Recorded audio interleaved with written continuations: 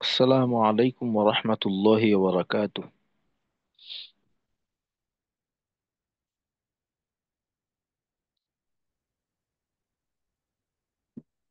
আমরা দুরূদ শরীফ পড়ে নিই। বিসমিল্লাহির রহমানির রহিম। আল্লাহুম্মা সাল্লি আলা মুহাম্মাদ ওয়া আলা আলি মুহাম্মাদ কামা সাল্লাইতা আলা ইব্রাহিম ওয়া আলা আলি ইব্রাহিম ইন্নাকা হামিদুম মাজিদ। আল্লাহুম্মা বারিক আলা মুহাম্মাদ ওয়া আলা আলি মুহাম্মাদ কামা বারাকতা আলা ইব্রাহিম ওয়া আলা আলি ইব্রাহিম ইন্নাকা হামিদুম মাজিদ। ربي زدني علما ربي زدني علما ربي زدني علما رب اشرح لي صدري ويسر لي أمري واحلل عقدة من لساني يفقه قولي وبك نستعين يا مستعان ربي يسر ولا تعسر وتمم علينا بالخير. أستغفر الله. আলহামদুলিল্লাহ, গত ক্লাসে আমরা মাখরাজ নিয়ে আলোচনা করতেছিলাম। তো আমাদের আহ, মাখরাজের আলোচনার আমরা আম, ছয়টা মাখরাজ আলোচনা হয়েছিল, প্রথম ছয়টা মাখরাজ। তো ইনশাল্লাহ আজকে আমরা দ্বিতীয় ছয়টা মাখরাজ আলোচনা করব, অর্থাৎ 7 থেকে নিয়ে 12 পর্যন্ত।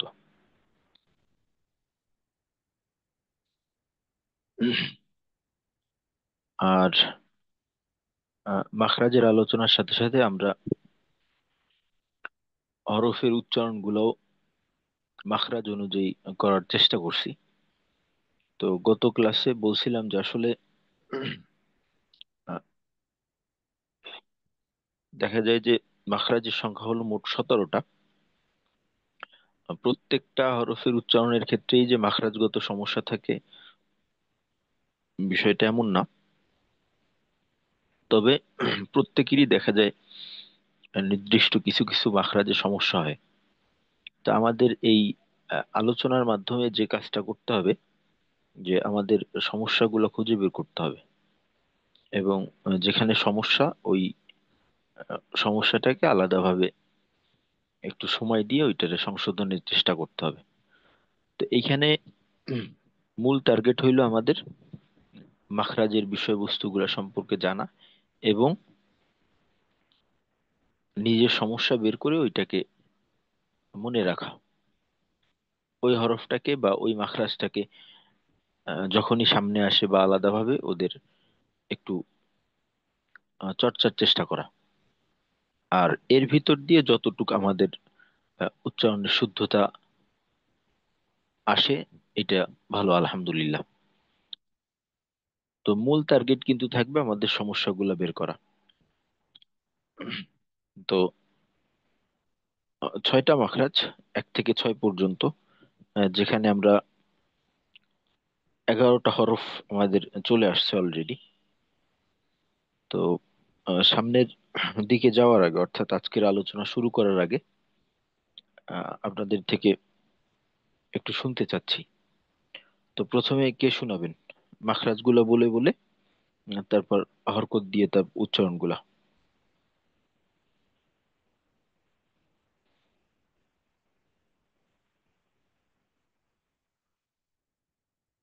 আচ্ছা, প্রথমে কামরুল ভাই আছেন। কামরুল ভাই একবার একটু চেষ্টা করেন।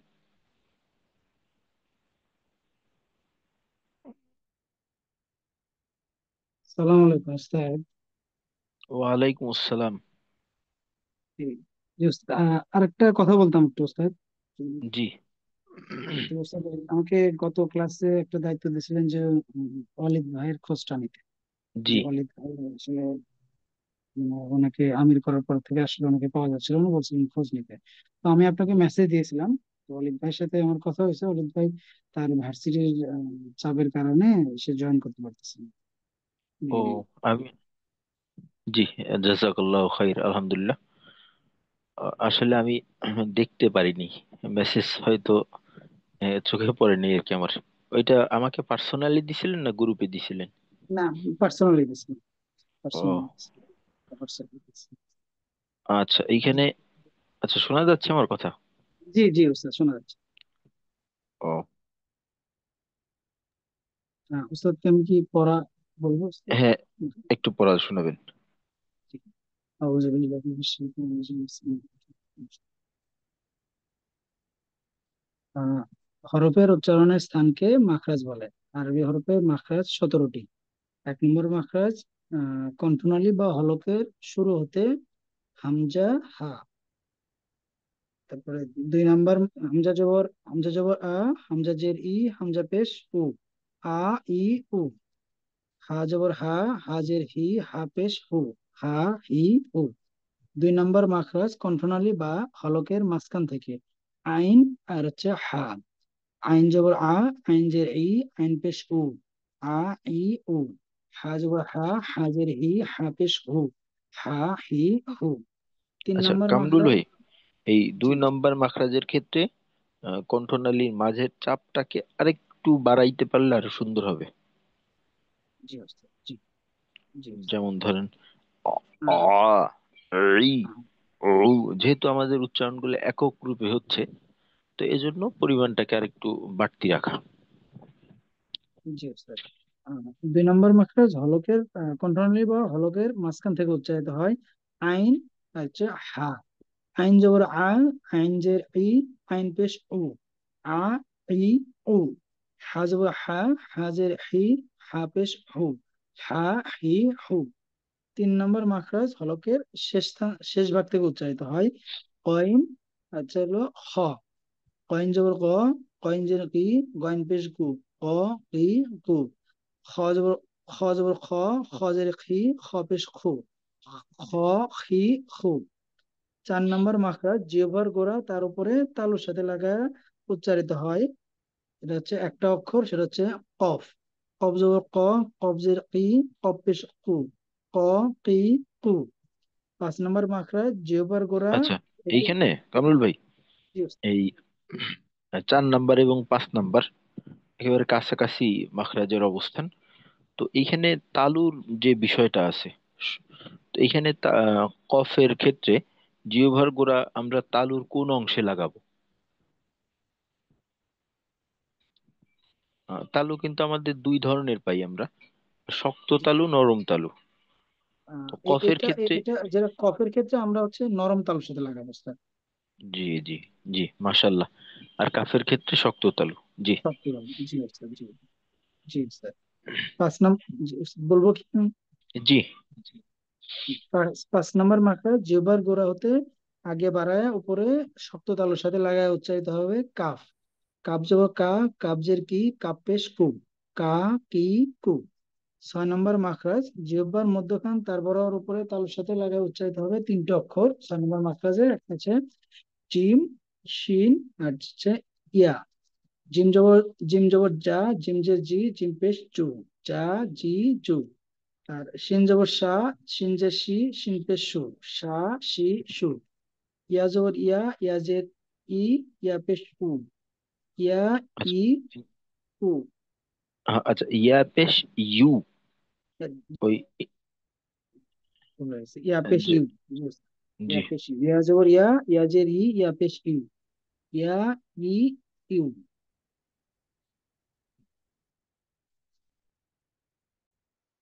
জি, ঠিক আছে, মাশাল্লাহ, জাযাকাল্লাহু খাইর, সুন্দর হয়েছে। আর গ্রুপে পড়াশোনার কথা বলা হয়েছিল, তো আলহামদুলিল্লাহ ইমদাদ ভাই শুনাইছেন। তো ইমদাদ ভাই, সুন্দর হয়েছে, মাশাল্লাহ। তবে গইন এবং কফ, গইন তো না, খ এবং কফ। আচ্ছা, ইমদাদ ভাই শুনতেছেন?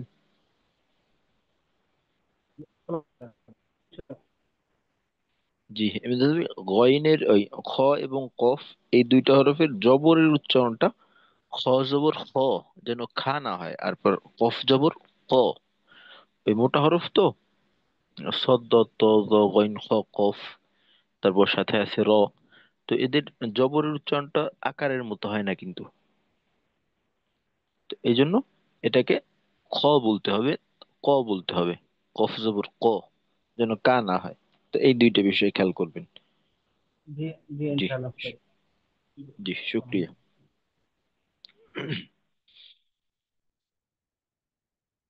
আচ্ছা, আমরা, আচ্ছা আর কে আছেন শোনানোর মতো? আর একজন শুনান ইনশাল্লাহ, তারপর সামনের দিকে যাই।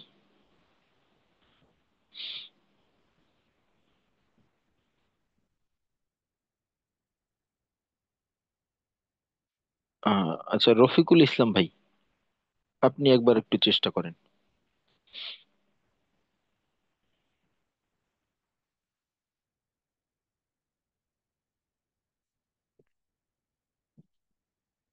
রফিকুল ইসলাম ভাই, শোনা যাচ্ছে?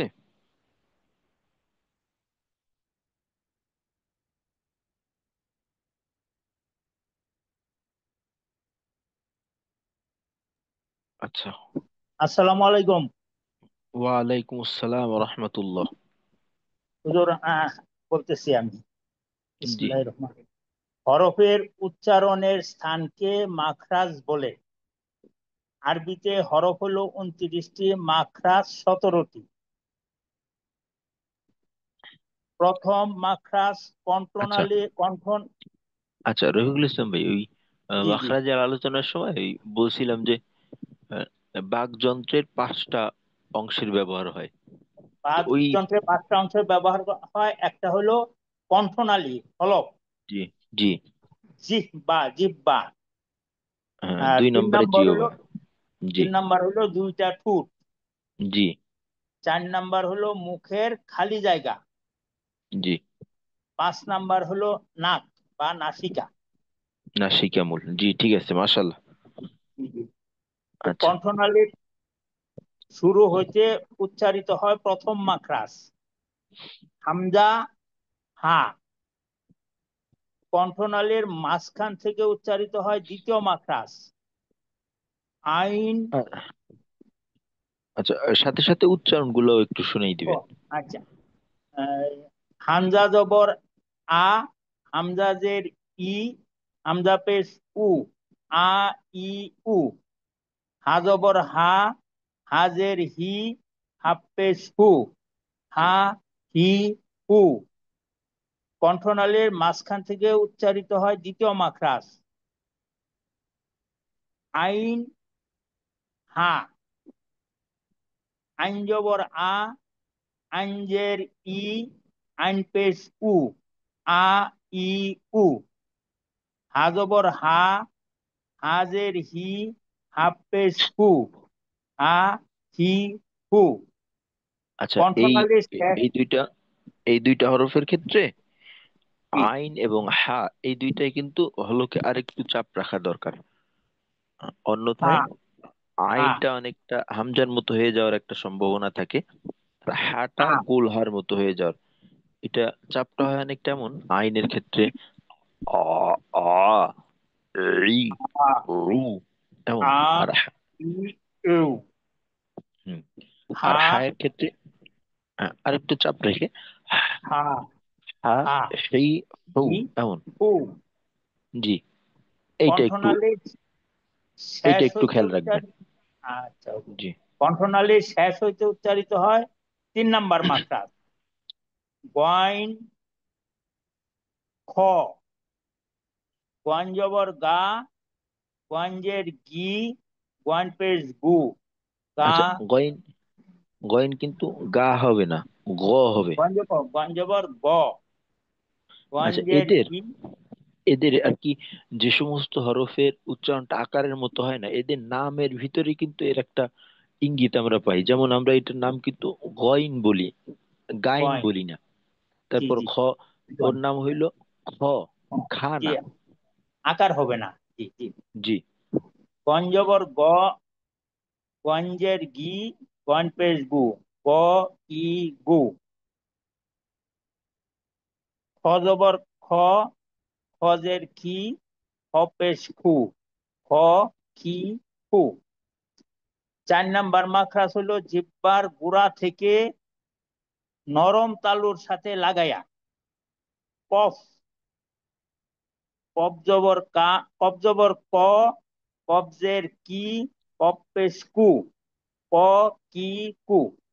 আচ্ছা, পাঁচ- এইখানে এইখানে মনে করেন সামনে আরেকটা কাফ আছে। তো জের, বিশেষ করে জের এবং পেশের সময় যদি একটু মোটা ভাবে বলা না হয়, ওই ক্ষেত্রে কিন্তু কাফের সঙ্গে উচ্চারণটা মিলে যায়। তো এই জন্য কি, কফজের কই একটা ধাক্কার কফজের মতো কি থাকবে, কি। জি কই। হুজুর। আর কফ পেশ কু। আচ্ছা। 5 নাম্বার মাখরাজ হলো জিহ্বার গোড়া থেকে একটু আগে, তালু, শক্ত তালুর সাথে লাগায়া।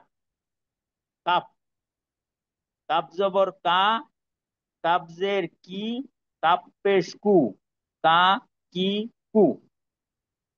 6 নাম্বার মাখরাজ হইলো জিহ্বার মাঝখান থেকে তালুর সাথে লাগায়া। জিম, শিন, ইয়া। জিম জবর যা, জিম জের জি, জিম পেশ জু, যা, জি, জু। শিন জবর সা, শিন জের শি, শিন পেশ সু, সা, শি, সু। ইয়া জবর ইয়া, ইয়াজের ই, ইয়া পেশ ইউ, ইয়া, ই, ইউ। জি, ঠিক আছে, মাশাল্লাহ, জাযাকাল্লাহু খাইর, সুন্দর হয়েছে। আচ্ছা, আমরা তাহলে একটু সামনের দিকে যাই। তো আমাদের 6 নাম্বার মাখরাজ পর্যন্ত আলোচনা হয়েছিল। তো আজকের আলোচনা আমাদের 7 নাম্বার মাখরাজ থেকে নিয়ে 12 নাম্বার মাখরাজ পর্যন্ত ইনশাল্লাহ। তো 7 নাম্বার মাখরাজটা হলো জিহ্বার গোড়ার কিনারা উপরের মাড়ির দাঁতের গোড়ার সঙ্গে লাগাইয়া। তো মাখরাজগত দিক থেকে যদি দেখা হয়, তো ওই ক্ষেত্রে আরবিতে আহ, সবচাইতে শক্তিশালী মাখরাজ বলা যায় এই 7 নাম্বার মাখরাজকে, যেটা আমাদের জন্য একটু সমস্যাকর হয়ে দাঁড়ায়। কারণ এই বাকযন্ত্রের এই অংশ ব্যবহার করে সাধারণত কোনো ভাষায় কোনো শব্দ উচ্চারণ করা হয় না, একটু ব্যতিক্রম। তো এইখানে আমাদের ব্যাপক একটা সমস্যা হয়ে যায়। তো মাখরাজটা জিহ্বার গোড়ার কিনারা বলতে গেলে, যে জিহ্বাটা তো চ্যাপ্টা, তো জিহ্বার একটা পাশ, সাইড, যেমন ধরেন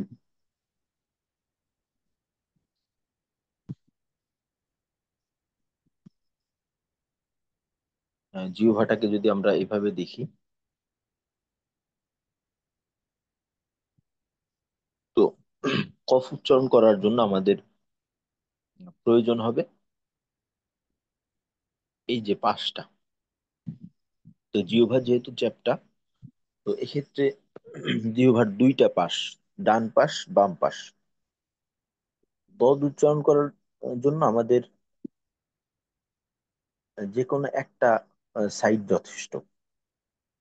তো দদ উচ্চারণ করার ক্ষেত্রে আমরা চাইলে জিহ্বার ডান পাশ অথবা বাম পাশ ব্যবহার করতে পারি। তো এই ক্ষেত্রে বলা হয় যে বাম পাশ ব্যবহার করাটা তুলনামূলকভাবে সহজ। ব্যক্তিভেদে এর পার্থক্য হইতে পারে। তো চাইলে ডান পাশ দিয়ে বাম পাশ দিয়ে উভয় পাশ দিয়ে ব্যবহার করতে পারি। তবে উভয় পাশকে একসাথে ব্যবহার করে উচ্চারণ করাটা সবচেয়ে ভালো, উত্তম। তো এই গেল আমাদের জিহ্বার বিষয়টা। আর মারির দাঁত বলতে গেলে এখানে বোঝানো হয়েছে 10টা দাঁতকে।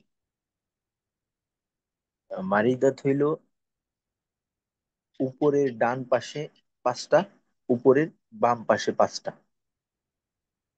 আর যেহেতু নিচের দাঁতের মোট মারির দাঁতের সংখ্যা হলো 20টা, তো দদ উচ্চারণ করার ক্ষেত্রে আমাদের 10টা দাঁতের প্রয়োজন হবে, উপরের 10 দাঁত। তো আমি যদি এই ক্ষেত্রে জিহ্বার এক পাশ ব্যবহার করি, তো আমার 5টা দাঁতের প্রয়োজন হবে। আর দদ যেহেতু মোটা হরফ, জিহ্বার গোড়াও আমরা জানি যে মোটা, যে 7টা হরফ আছে, সদ, দ, ত, দ, গইন, খ, কফ। এই 7টা হরফ উচ্চারণ করার জন্য কিন্তু জিহ্বার গোড়াটাকে ঊর্ধ্বমুখী রাখতে হয়। তো বলা যাইতে পারে দদ উচ্চারণ করার জন্য আমাদের জিহ্বাটা একেবারে উপরের দিকেই থাকবে। আর আরেকটা বিষয় যেটা আর কি সতর্ক থাকা দরকার, তো দদের উচ্চারণটা আমাদের অনেক সময় দয়ের মতো হয়ে যায়, একেবারে বাংলা দয়ের মতো, যেটা আরবির ক্ষেত্রে দালের মতো। তো দদ উচ্চারণ করার জন্য আমরা জিহ্বার গোড়ার দিকটা ব্যবহার করব।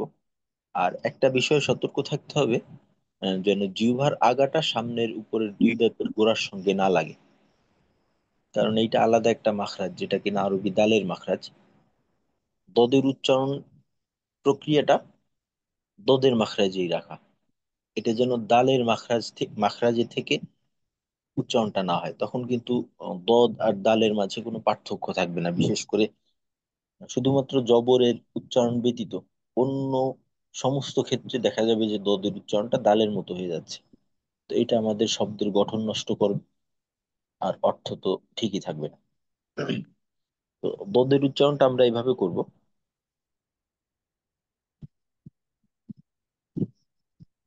ব, দুই, বু। তো যখন জবর দিয়ে আমরা উচ্চারণ করি তখন যেহেতু আকারের মতো হয় না, সুতরাং দালের থেকে স্বাভাবিকভাবেই এর পার্থক্যটা হয়ে যায়। ব, ব। সমস্যাটা গিয়ে হয় বাকি উচ্চারণের ক্ষেত্রে। যেমন জেরের ক্ষেত্রে আমাদের অনেক সময় দি হয়ে যায়, দি না, দই, দই।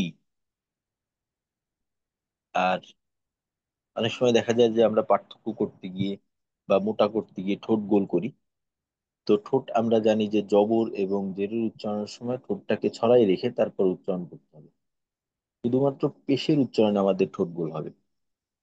সুতরাং জেরে ঠোঁট খোলা রেখে দই, পেশে ঠোঁট গোল করে বু, ব, দই, বু। বদ জবর ব, বদ জের দুই, বদ পেশ বু, ব, দুই, বু।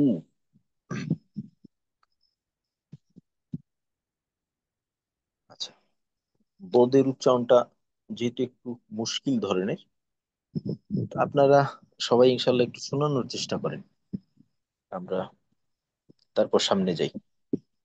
যে প্রথমে আহ, রফিকুল ইসলাম ভাই, আপনি শুরু করেন, ইনশাল্লাহ প্রত্যেকেই শোনাবো।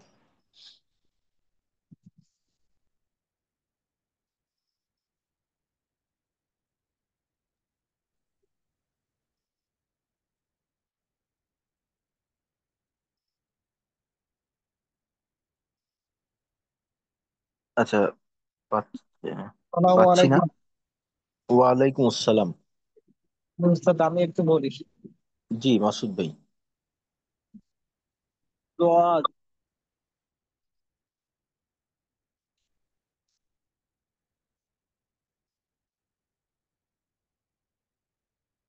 জি মাসুদ ভাইয়ের আওয়াজ শোনা যাচ্ছে না।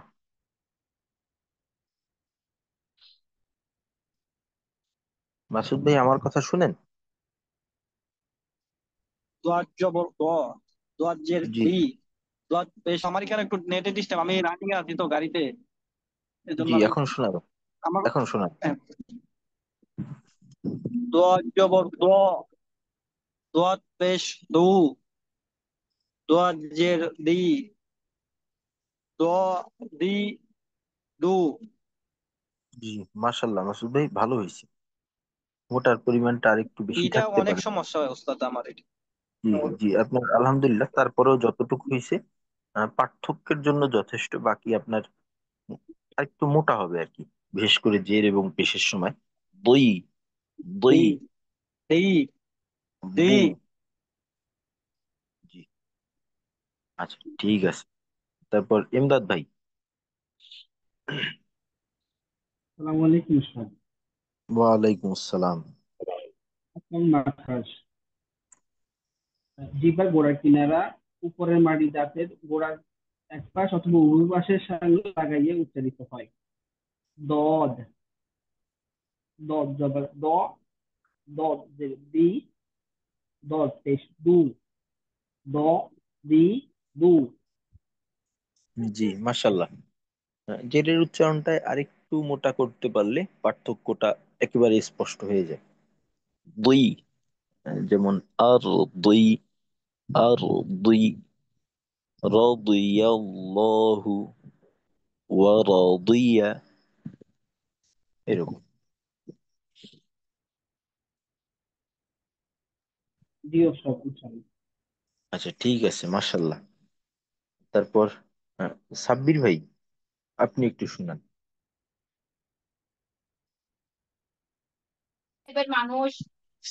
আসসালামু আলাইকুম ওস্তাদ, আমি মাত্র জয়েন করেছি, আমাকে একটু টাইম দেন, আমি একটু আচ্ছা দেখি। ঠিক আছে, ঠিক আছে।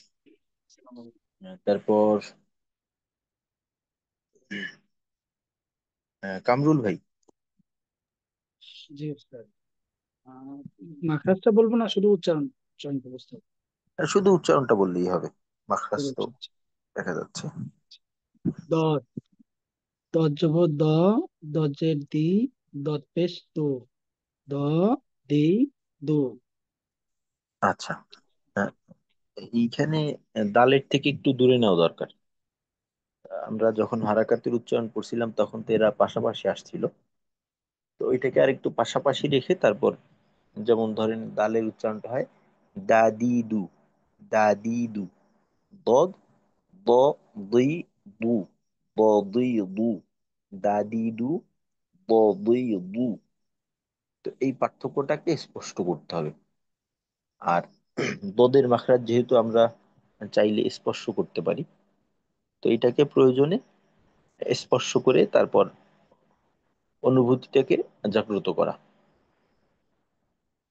যে জি জিহ্বার পাশটা স্পর্শ করলাম, মাড়ির দাঁতের গোড়া, তারপর আস্তে আস্তে এইটার চেষ্টা করা।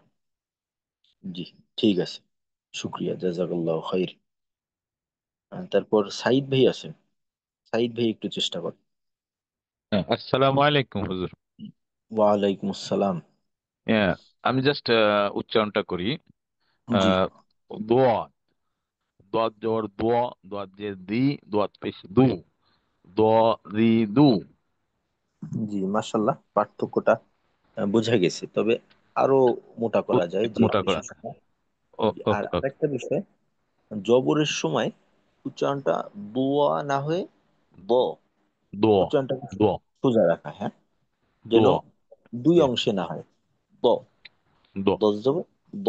দোয়া, দল যে দি, দোয়াত পেশ দু, দোয়া দি দু।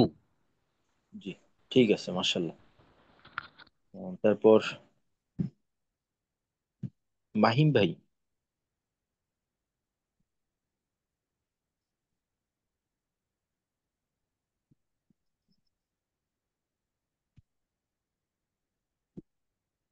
আচ্ছা, তারপর আছেন সামিউর রহমান ভাই।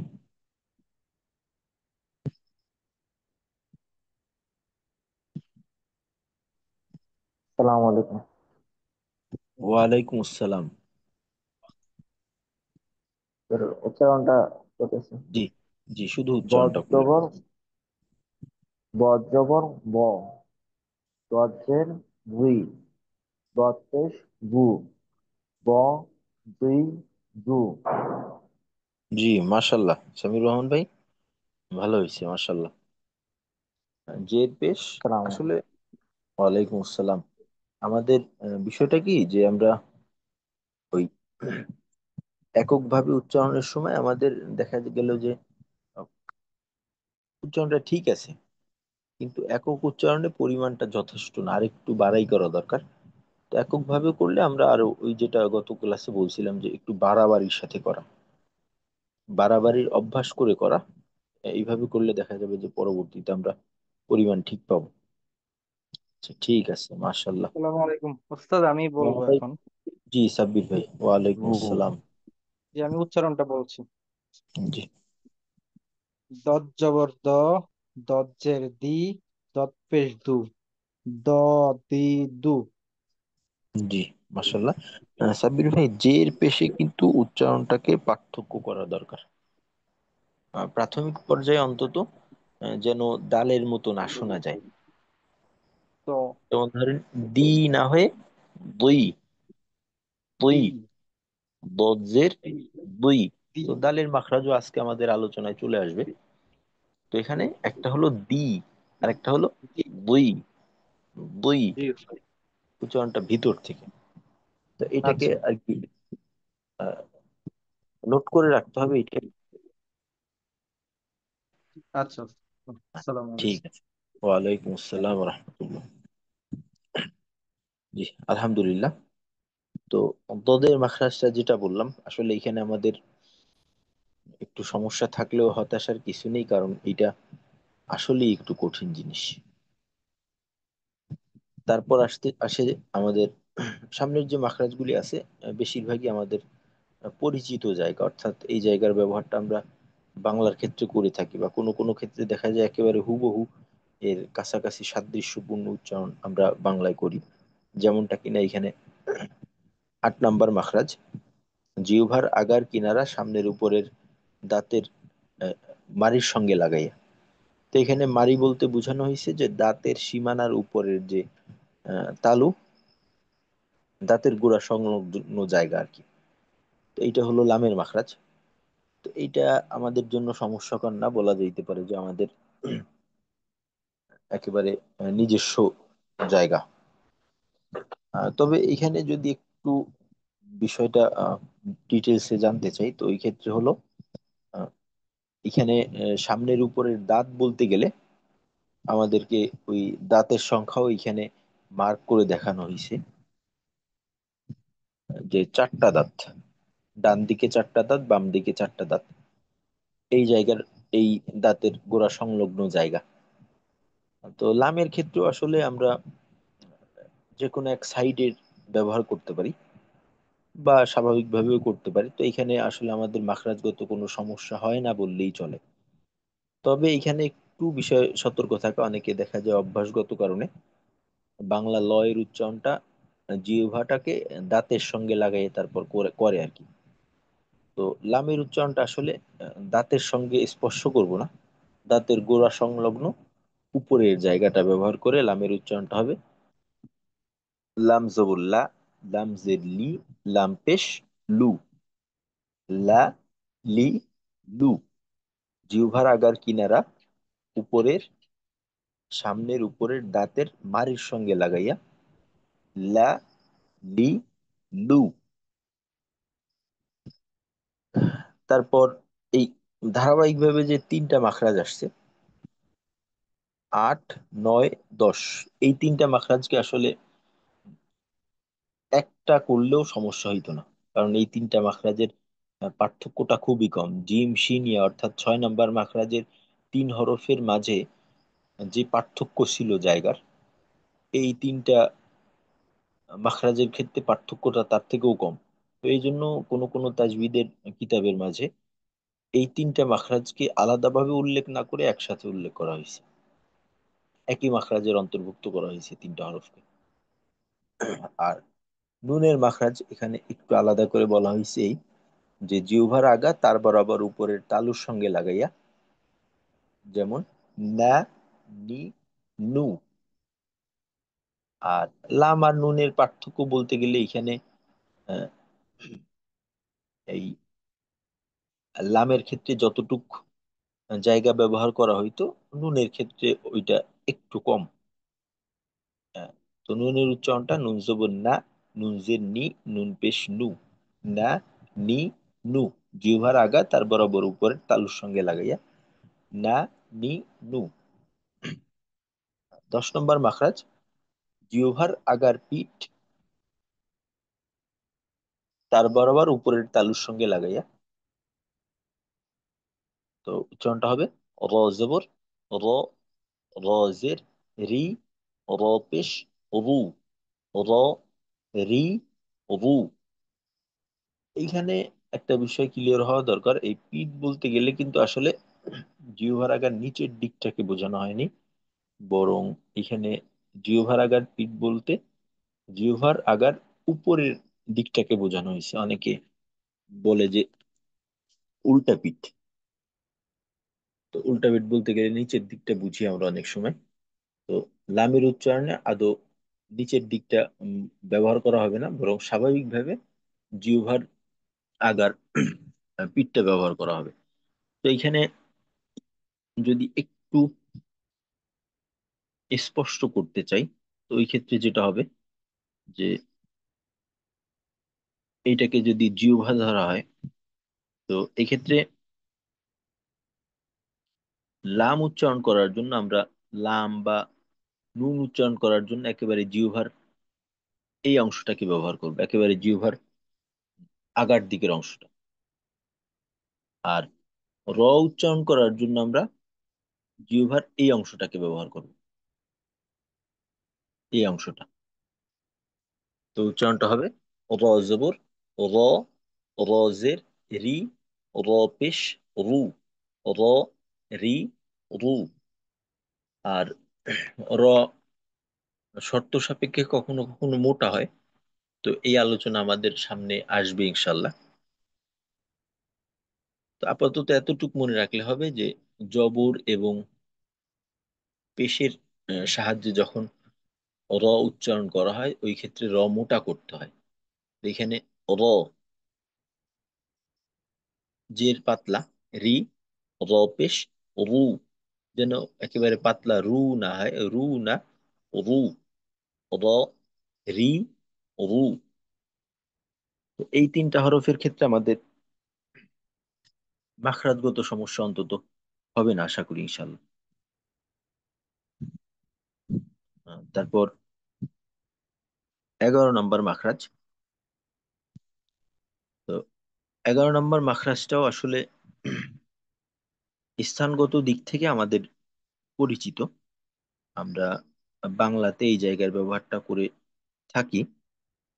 আর ওইটা হলো যে ত বর্গের যে হরফগুলি আছে ত, থ, দ, ধ, তো এই বর্ণ উচ্চারণের জন্য আমরা এই জায়গার ব্যবহারটা করি।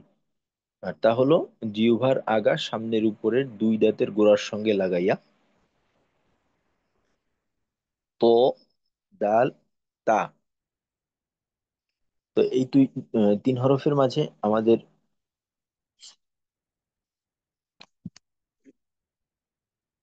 আহ, ত এই হরফটার ক্ষেত্রে আমাদের একটু উচ্চারণগত সমস্যা হয়। তো এই সমস্যাটা হলো মাখরাজগত কারণে না, সমস্যাটা হয় হলো মোটা জনিত কারণ। তর উচ্চারণটা মোটা হয়। আর যেহেতু ত এবং তা একই মাখরাজের হরফ, তো একই মাখরাজের হরফ হওয়ার কারণে আহ, আমাদের ওই দুইটার উচ্চারণ একই রকম হয়ে যায়। তো এখানে আমাদের মূলত পার্থক্যটা করতে হবে, ত উচ্চারণ করার সময় জিহ্বার মাখরাজের সাথে সাথে জিহ্বার গোড়াটাকেও একটু ঊর্ধ্বমুখী রেখে তারপর ত্বকে মোটা করা, আর তা স্বাভাবিক অবস্থায় পাতলা হবে। আর উচ্চারণগত দিক থেকে যদি দেখা হয়, তো এই ক্ষেত্রে সবচেয়ে শক্তিশালী হরফ হইল ত। আরবির ক্ষেত্রে মাখরাজগত দিক দিয়ে আহ, সবচেয়ে কঠিন হরফ বলা যায় দদকে। আর শক্তির দিক থেকে সবচেয়ে শক্তিশালী হরফ হলো ত, কারণ তর ক্ষেত্রে আসলে কোনো প্রকার দুর্বলতা পাওয়া যায় না। কোনো কোনো হরফের ক্ষেত্রে দেখা যায় যে মোটা হয় ঠিক আছে কিন্তু শক্ত না, নরম হয়। কোনো কোনো হরফে দেখা যায় যে বাতাসগত দিক থেকে দুর্বলতা থাকে। কিন্তু ত হরফটা এমন একটা হরফ যেটার ক্ষেত্রে কোনো প্রকার দুর্বলতা পাওয়া যায় না। তো এই জন্য ত্বকে বলা হয় অধিক শক্তিশালী হরফ। তো তর উচ্চারণটা আমাদের ওইভাবে একটু শক্তি দিয়ে করতে হবে। তো তর উচ্চারণটা আমরা এইভাবে করব, ত, তই, তু, ত, তই, তু। বিশেষ করে জের এবং পেশে অন্ততপক্ষে এতটুকু মোটা প্রয়োজন যাতে করে তায়ের থেকে এর পার্থক্যটা হয়ে যায়। অর্থাৎ তায়ের জেরটা হয় তি, তো এইখানে করতে হবে তৈ, তু, এমন। ত জবর ত, ত জের তৈ, ত পেশ তু, ত, তৈ, তু। তারপর দাল, দাল জবর দা, দাল জের দি, দাল পেশ দু। তো এটা একেবারেই আমাদের বলা চলে বাংলা দয়ের মতো। বাকি ওই যে ভাষাগত পার্থক্যের কারণে যে স্বরের বিষয়টা আছে, আরবি স্বর দা, এটা যেন একেবারে দা না হয়, দা না, দা দি দু এমন না হয়ে একটু নিয়ন্ত্রিত। দা ডি দু, দাল জবর দা, দাল জের দি, দাল পেশ দু, দা দি দু। তারপর তা, এইটাও একেবারে আমাদের বাংলা তয়ের মতো প্রায়। তা জবর তা, তা জের তি, তা পেশ তু, তা তি তু। তো এই তিনটা হরফের ক্ষেত্রে বা এই মাখরাজের ক্ষেত্রে আমাদের জায়গাগত সমস্যা নেই। বাকি তয় মোটা জনিত কারণে একটু সমস্যা হয়ে যায় অনেক সময়, তো এই বিষয়টা আমাদের খেয়াল রাখতে হবে। আর আজকের আলোচনার সর্বশেষ মাখরাজ অর্থাৎ 12 নম্বর মাখরাজ। তো এই যে মাখরাজটা আছে, এই জায়গাটার ব্যবহার আসলে আমরা বাংলার ক্ষেত্রে করি না, তবে এই হরফের উচ্চারণের কাছাকাছি উচ্চারণ আমরা বাংলাতে অন্য জায়গা থেকে করি। ওইটা হলো চ, ছ, এই যে বর্গ আছে, এই বর্গের হরফগুলো আমরা দেখা যায় যে জিহ্বার অগ্রভাগকে উপরের তালুর সঙ্গে লাগাই করে থাকি, যে উচ্চারণটা শুনতে অনেক সময় এই জিম, সিন, সদ, সিন, জা এদের মতো করে শুনে আর কি। স, স, যেটা শুনতে অনেকটা বাংলা ছয়ের কাছাকাছি, উচ্চারণের সময় আমাদের এমনটা হয়ে যায় আর কি অনেক সময়। তো এইটা মাখরাজটা হলো জিহ্বার আগা সামনের নিচের দুই দাঁতের পেট ও আগার সঙ্গে লাগাইয়া সদ, সিন, জা। তো এইখানে এই মাখরাজের ব্যবহারটা আসলে আমাদের জন্য অপরিচিত হলেও জায়গাটা আমাদের জন্য সহজ, কারণ এটা একেবারে আহ, মুখের শেষ প্রান্তে, যেটা আমাদের দেখা স্পর্শ করা বা এর ব্যবহারটা করা আমাদের সহজ, যেমনটা কিনা কঠিন ছিল বদের ক্ষেত্রে, এমন না। তো মাখরাজটা হলো জিহ্বার আগা সামনের নিচের দুই দাঁতের পেট ও আগার সঙ্গে লাগাইয়া। তো এখানে দাঁতের দুইটা অংশের কথা বলা হয়েছে, পেট, আগা। যখন আমরা সদ উচ্চারণ করব ওই সময়টায় আমাদের জিহ্বার আগা একেবারেই সামনের নিচের দুই দাঁতের আগাকে স্পর্শ করবে, সামনের নিচের দুই দাঁতের একেবারেই আগার সঙ্গে লাগবে সদ উচ্চারণ করার সময়। বাকি সিন এবং জা যখন আমরা উচ্চারণ করব ওই সময় জিহ্বার আগাটা সামনের নিচের দুই দাঁতের পেটের সঙ্গে লাগবে, একেবারেই আগার অংশে লাগবে না। অর্থাৎ এটা একটু ক্লিয়ার করতে চাইলে আমরা এভাবে বুঝতে পারি।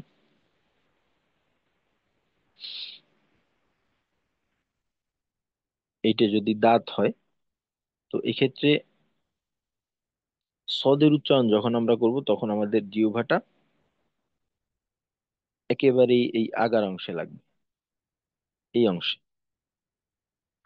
আর যখন আমরা সিন বা জা উচ্চারণ করব তখন এই অংশে লাগবে, জিহ্বার আগাটা।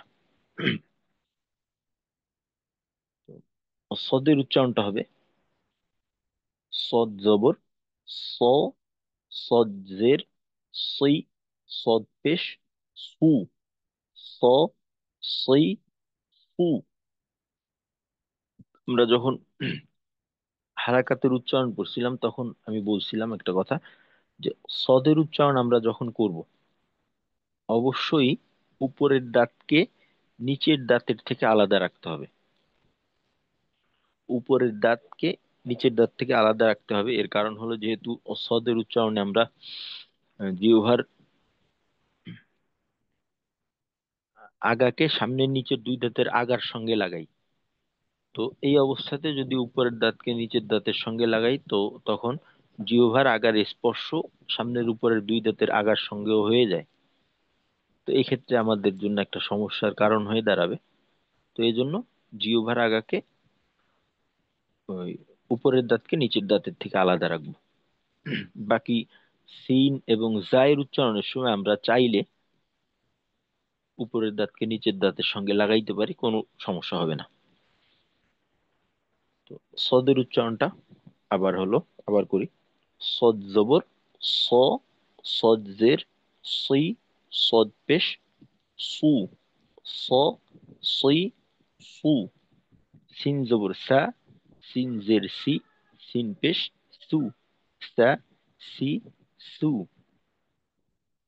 জা জবর জা, জা জের জি, জা পেশ জু, জা, জি, জু। তো এই ছিল আজকে আমাদের সম্পূর্ণ আলোচনা। তো 7 নাম্বার থেকে নিয়ে 12 নাম্বার পর্যন্ত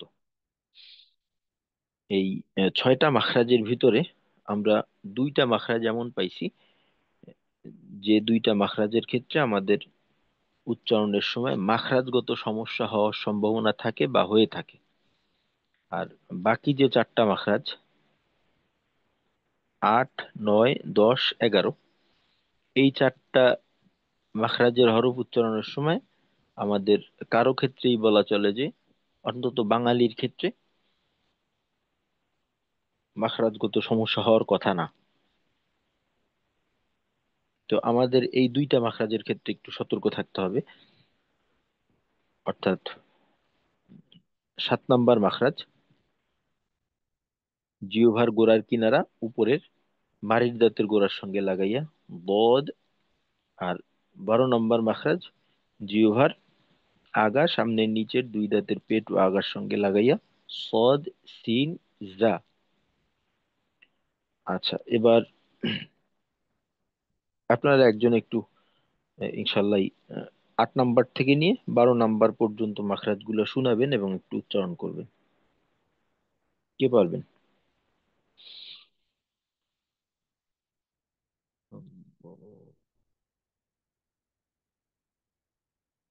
জি, মাশাল্লাহ, ইমদাদ ভাই।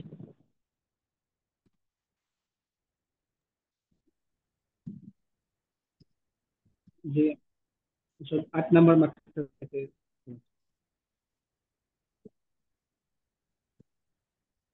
জি, লাম, লাম জবর লা, লাম জের লি, লাম পেশ লু, লা, লি, লু। 9 নম্বর মাত্রা নুন, আচ্ছা, ইমদাদ ভাই নুন জবর মাখরাজটাও বলবেন।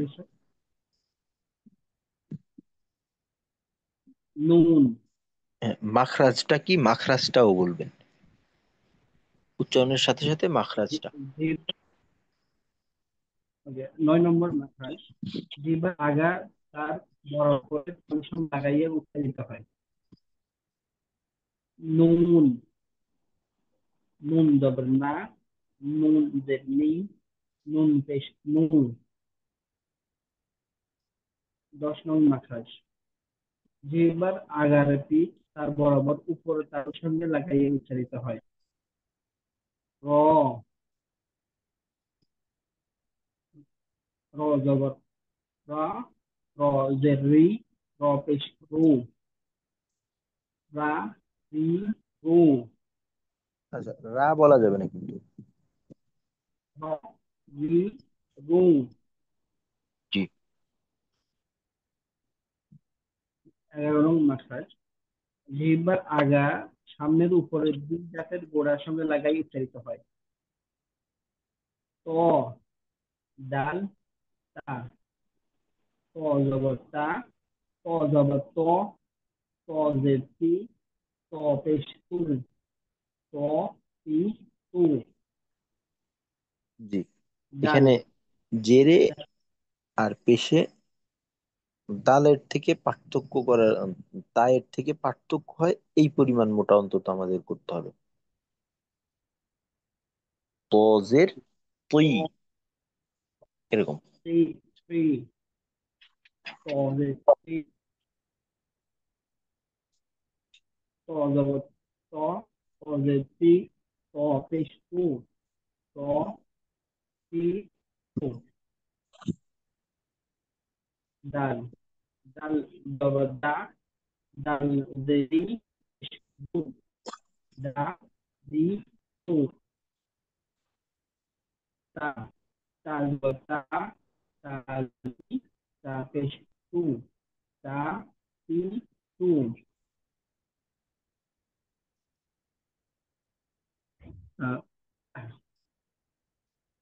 12 নম্বর মাখরাজ।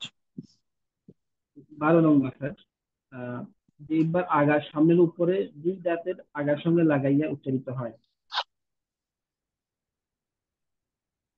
সামনের নিচের দুই দন্তের আগার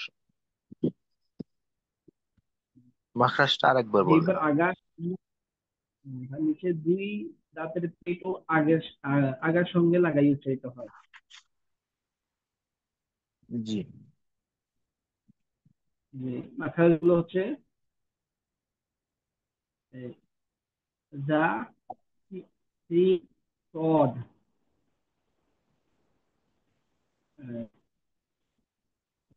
পিডিএফটা আসলে হচ্ছে কি, সদ,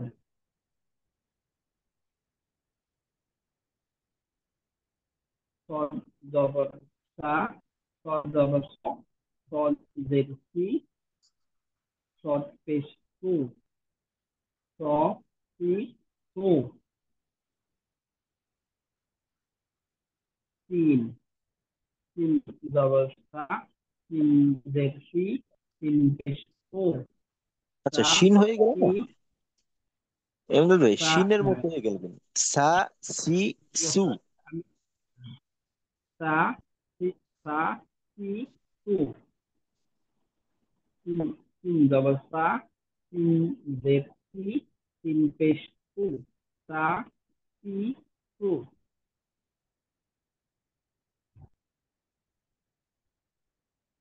যা, জাল, যা জবর যা, যা জের জি, যা পেশ জু, যা জি।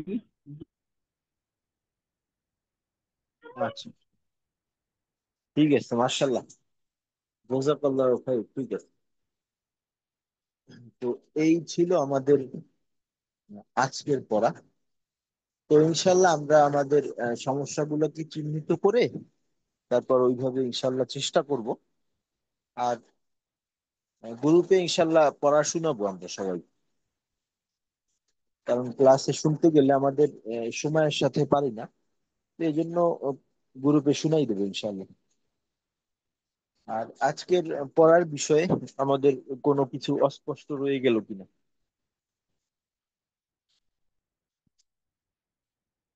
বুঝতে পারছি আমরা সবাই আজকের বিষয়টা।